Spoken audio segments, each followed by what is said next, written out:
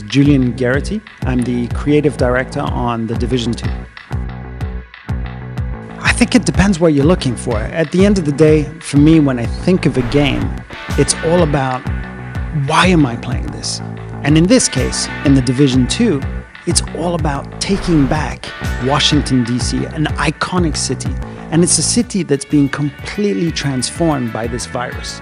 And of course, there are going to be factions running the streets, and you're going to have to push them back. And taking back the city is, for me, super exciting. On top of this, we've added lots of civilians, and civilians who have regrouped together in settlements. And you're going to have to find those settlements and help them out. So there's a macro story of saving the city and saving the soul of America, but also these micro stories of civilians that you have to protect.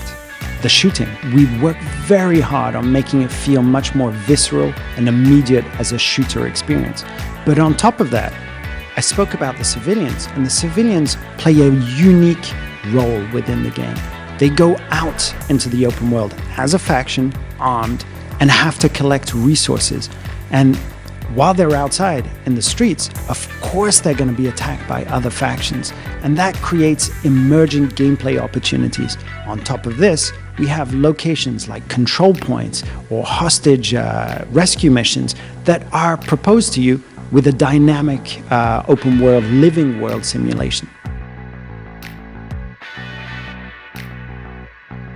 I think that one of the challenges when you create a game like this is to create a world that feels like it contains enough activities that you want to play. And again, your decisions, your autonomy as a player, what you decide to play is key. We want to give you that freedom. So if you want to do a main mission in one of those iconic locations in Washington, D.C., the Air and Space Museum, the Capitol, the Lincoln Memorial, you can do that.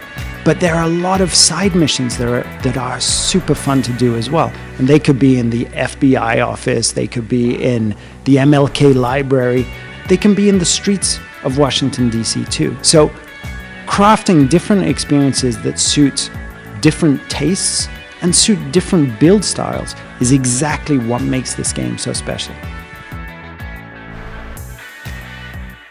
So when we launched the Division 1, we launched with things that we knew we wanted to improve and to push forwards. And we had 3 major DLCs: Underground, Survival, and Last Stand. One of the things that we wanted to do on the Division 2 is launch with a much more pushed package at launch. So having Endgame as a real focus at launch, and then for the entire first year, deliver all of our post-launch content for free. We don't want to split the community. We don't want to exclude some players from those activities. So we're really attached to that thing. So the factions are really important, and it's one of the major themes and story threads that we have in the game. You have 3 major factions that are running around the streets of Washington, D.C. The Outcasts, the Hyenas, and the True Sons.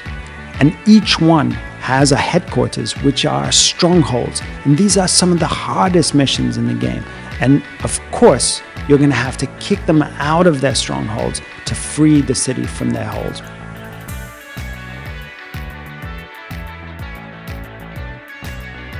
It's 20% bigger than Midtown Manhattan, the Midtown Manhattan that we created for the Division 1. But to help us build it, what we did was we used GIS data and LiDAR data, basically the information that your GPS in your car uses to create the city. And that cut hundreds of man hours out of the development of the recreation of the city.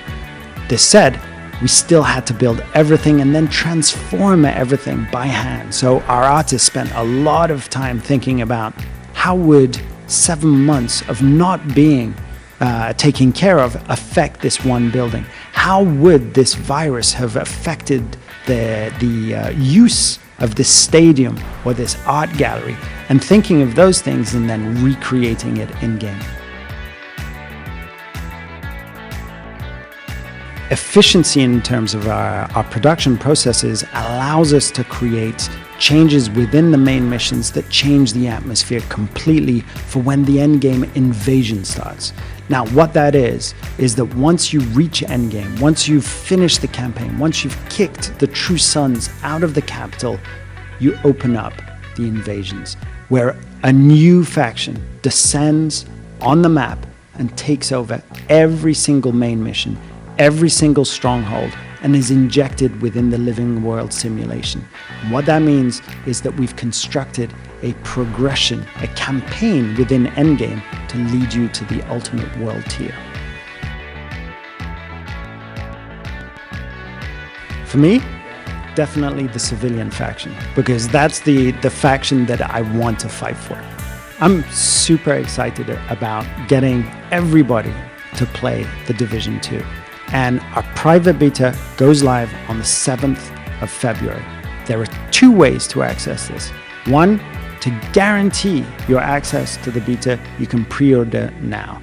But you can also sign up on the Division's website to maybe get access to the beta too.